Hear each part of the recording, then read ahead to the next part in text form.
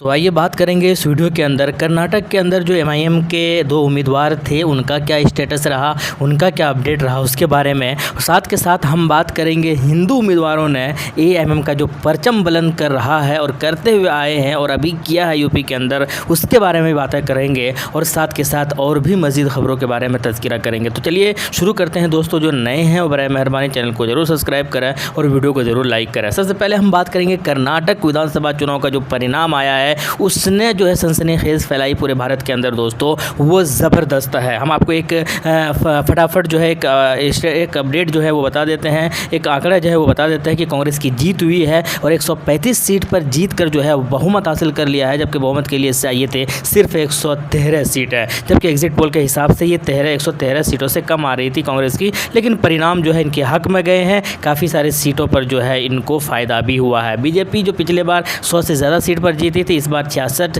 Seat पर ही सिमट गई। वो बजरंग बली का जो नारा था या उस तरीके की जो चीज़ें हो रही थी आरएसएस को लेकर भी, इनकी जो सुर्खियां बटोर रहे थे, ये सारे धूमिल हो गए और वहां की जनता ने हिजाब को पसंद किया और बीजेपी को नकारा। जेडीएस जो पिछले बार 37 सीट पर जीत हासिल की थी, इस बार 19 सीट पर जीत हासिल किया है। और हम बात करेंगे अगर एमआईएम पार्टी की, तो उसने क्या किया है। उनके दो उम्मीदवार मैदान के अंदर थे दोस्तों, एक हुबली धारवाड़ के अंदर मैदान के अंदर थे और दूसरा जो है बसवाना बागेवाड़ी के अंदर जो है अपना उम्मीदवार उतारा था। इन दो उम्मीदवारों की अगर बात करें तो हुबली से दुर्गप्पा कश्यप्पा को जो है उम्मीदवार बनाया था एमआईएम पार्टी ने और ये 5644 वोट लेकर आए। अगर टोटल परसेंटेज की अगर बात की तो 4% वोट इनके हक में गया उस विधानसभा से और 5644 वोट लेकर आए। हालांकि ये उतना अच्छा नहीं है, लेकिन फिर भी जो है शायद पहली बार चुनाव लड़ रहे थे, ये एमआईएम के लिए शायद थोड़ा सा कहीं ना कहीं ज़रूर अच्छा सा महसूस हो रहा होगा कि चलो कम से कम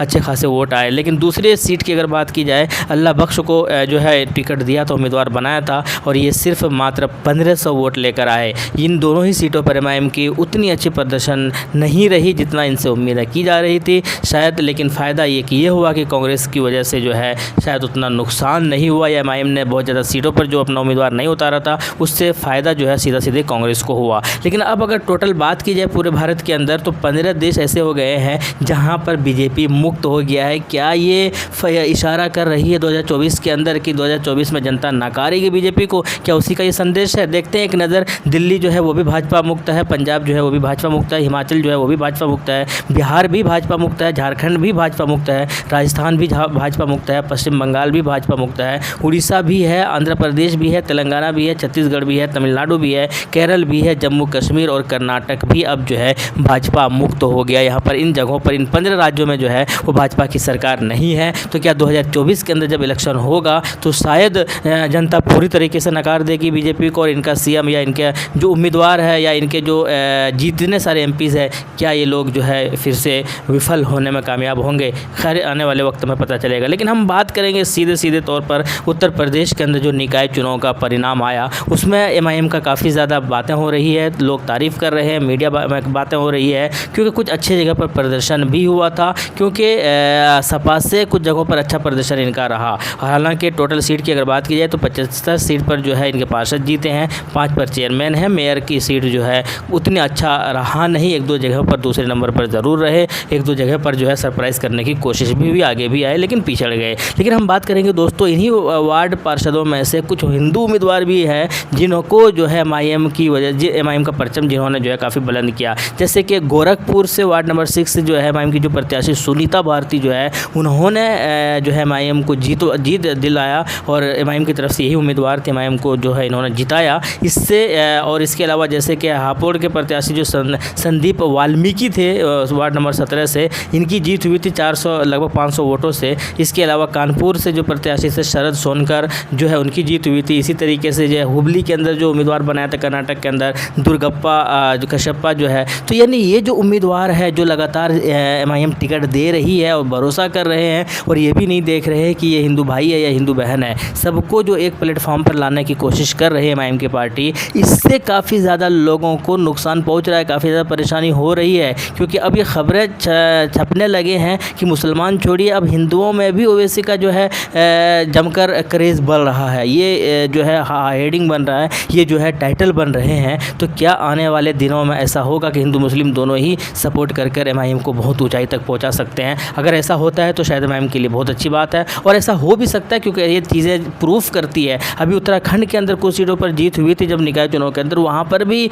2 शायद सीटों पर हुई थी, वहाँ पर भी हिंदू बहनें की जीत हुई थी। इसी तरीके से मध्य प्रदेश के अंदर भी हुआ तो वहाँ पर भी हिंदू बहनों की जीत हुई थी। इसी तरीके से कर्नाटक के अंदर भी हुआ था जब निकाय चुनाव हुआ था। तो लगातार जो है एमआईएम भरोसा कर रही है हिंदू भाइयों पर भी, हिंदू मुस्लिमों पर भी, और मुस्लिम के साथ साथ उनको भी उम्मीदवार बना रहे हैं, उनको मैदान में ला रहे हैं, उनको ये भरोसा दिला रहे हैं कि हम सब जो है एक प्लेटफॉर्म पर आएंगे और देश की तरक्की के लिए हम सब वर्क करेंगे, काम करेंगे। तो इससे शायद एमआईएम को बहुत ज़्यादा फ़ायदा भी पहुँचेगा आने वाले वक्त में, आने वाले दिनों में। और उम्मीद यही है कि एक बेहतर पॉलिटिक्स कर रही है, इसे लोग समझेंगे, क्योंकि सच जो है वो शायद थोड़ा सा लेट समझ में आता है लेकिन आ जाता है, ये तो कन्फर्म और तय है। तो खैर कुल मिलाकर क्या एमआईएम अब नेक्स्ट फेज़ में जाने के कागार पर है? क्या ये ट्रांजिशन फेज़ है? तेलंगाना से बाहर उतना चुनाव लड़ती नहीं थी, अब जहाँ जहाँ लड़ रही है तो कुछ न कुछ इनको हासिल हो रही है, कुछ न कुछ।